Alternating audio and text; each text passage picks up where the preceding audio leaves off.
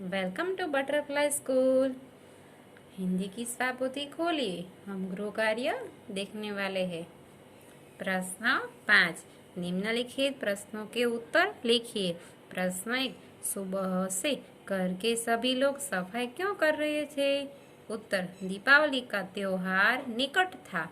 त्योहार से पहले ही सब घरों में साफ सफाई होने लगती है, इसलिए सुबह से घर के सभी लोग साफ सफाई कर रहे थे।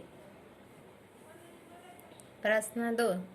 रेशमा को घर की सफाई में क्यों नहीं लगाया गया? उत्तर, रेशमा जब 5 वर्ष की थी तब उसे पोलियो हो गया था। उसके दोनों पैर निकम्मे हो गए थे। इसी शारीरिक कमी के कारण उसे घर की सफाई में नहीं लगाया गया। प्रश्न 3। रेशमा ने अपनी माँ के काम में किस तरह मदद की? अलमारी से बर्तन और डिब्बे उतारकर साफ किए गए थे। रेशमा ने डिब्बों पर लेबल लगाए, फिर वो एक एक बर्तन और डिब्बा माँ को देती गई और माँ उन्हें व्यवस्थित ढंग से रखती गई। इस प्रकार पहिएदार कुर्सी पर बैठे बैठे रेशमा ने माँ की मदद की। प्रश्न 4। रेशमा की जिंदादिली विषय पर संक्षिप्त में लिखिए।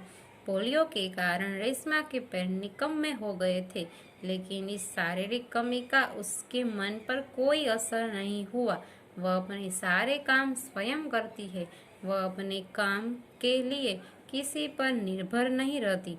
घर के कामों में भी वह पूरी लगन से माँ का हाथ बटाती है। अपनी पहिएदार कुर्सी पर बैठकर वह बाजार से सामान भी ले आती है।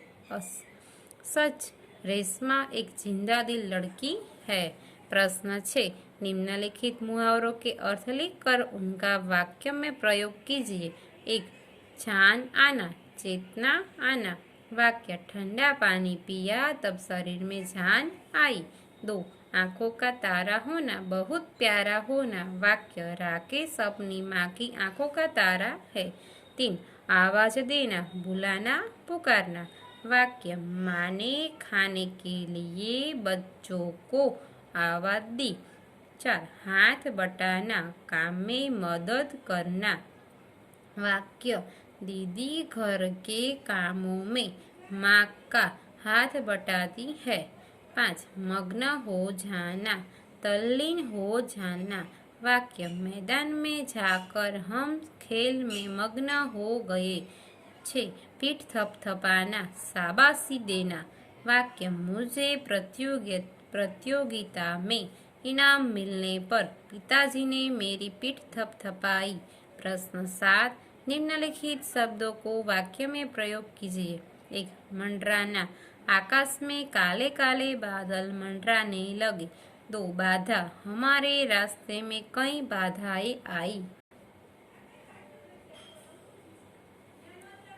3। उत्सुकता, मुझे मेला देखने की बड़ी उत्सुकता थी। 4। दृढ़ता, व्यायाम से शरीर में दृढ़ता आती है। 5। बुजुर्ग, हमें बुजुर्गों का आदर करना चाहिए। 6। व्यस्त, सुबह होते ही सब अपने अपने काम में व्यस्त हो जाते हैं। प्रश्न 8। निम्नलिखित वाक्यों में से विशेषण छांटिए। 1। आसमान में काले काले बादल छाए हुए हैं, काले काले। 2।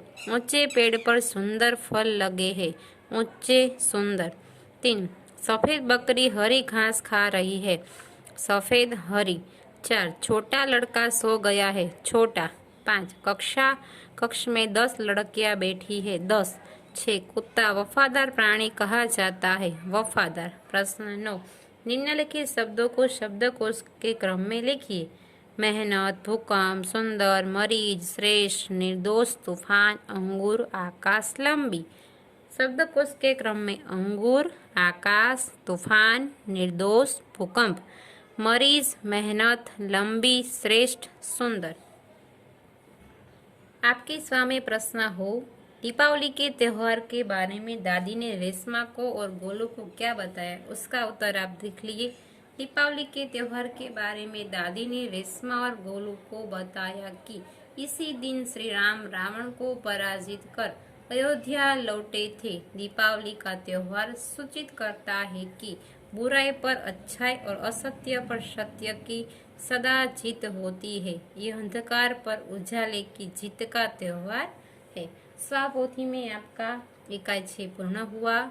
अब आपका गृह कार्य CW में है।